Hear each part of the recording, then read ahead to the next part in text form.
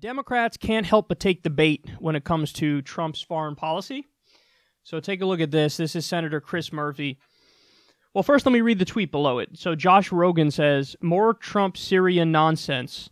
And this is what Trump said. And if you look at Syria, what's happened? I went to Iraq recently. If you look at Syria, what's happened in Syria in the last few weeks, you would see that things are going down that were not going down. Things are happening that are very good. So that's normal Trump incoherence. We're used to it at this point, but it's really dumb and obnoxious and annoying. Well, Chris Murphy responds. Senator Chris Murphy says this. Word vomit like this is a reminder that 1, Democrats need to run on national security in 2020. 2, Democrats should nominate a presidential candidate that can and will go on the offensive on security. I'm so annoyed by this, man. You think I want to do these segments?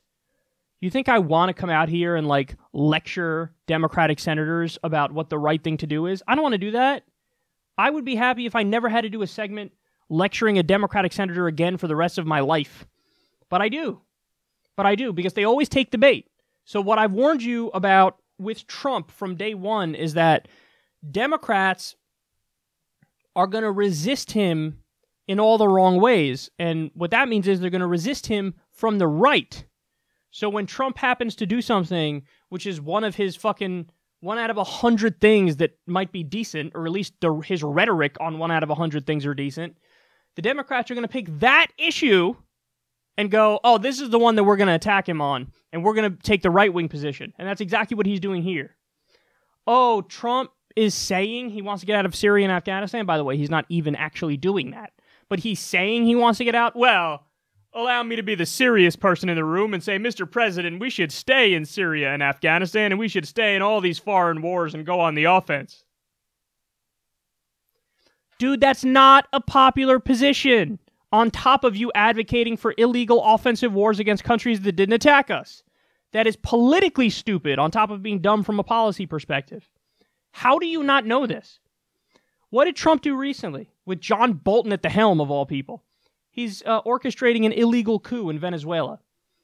If the Democrats really wanted to resist, I sure found an issue for you to resist. Hey, the U.S. is not above international law. Can you please stop willy-nilly toppling foreign governments for our oil companies? Which is exactly what this is about, by the way, because Venezuela has the world's biggest oil reserves. That's what this is about. Let's get a U.S. puppet in there so that we could jack some of that oil.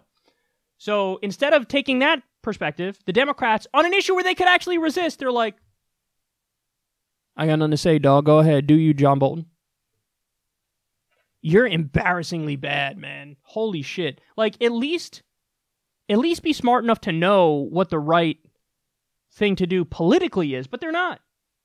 Even if they were just going to pay lip service to the right ideas, but then turn around and be hypocrites and assholes and do the opposite. No, but even politically, he's like, isn't it great? Democrats should run on endless wars and doing offensive, aggressive actions around the world. We have an empire right now, and it's massively unpopular. Only 17% of Americans still want to be in Afghanistan. What are we doing? What are you doing? We've been in Afghanistan for what? We went there in 2001, so that's 18 years we've been in Afghanistan. 2003 was Iraq, so that's what, 16 years we've been in Iraq.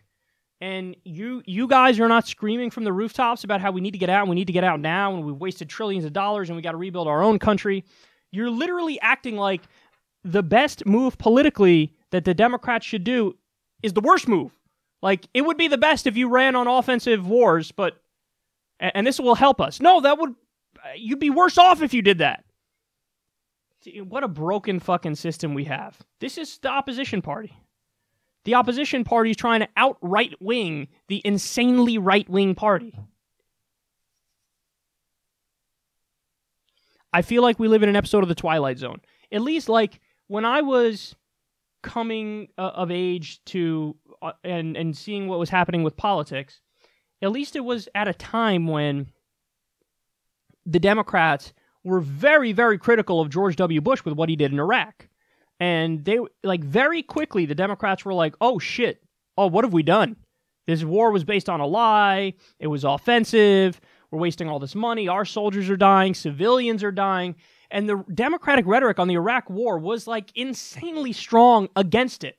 And so I was like, oh, this is great. At least we have a party that's fighting for the right stuff. Well, fast forward to today, and they've totally lost the plot. And now it's all like, what does Trump say? Oh, Trump says he might want to get out of Syria and Afghanistan. Well, now I'm going to argue we should stay in. What are you doing? A lot of it is like, just like there was Obama derangement syndrome, how they would just, no matter what Obama did, they're like, well, I disagree. Even when Obama did their ideas, like Obamacare, which is an individual mandate reform, which is originally their idea from the Heritage Foundation. They're like, I'm against it because he's for it. Now with Trump, even if he does the rhetoric against war, they're like, oh, well, I love war now.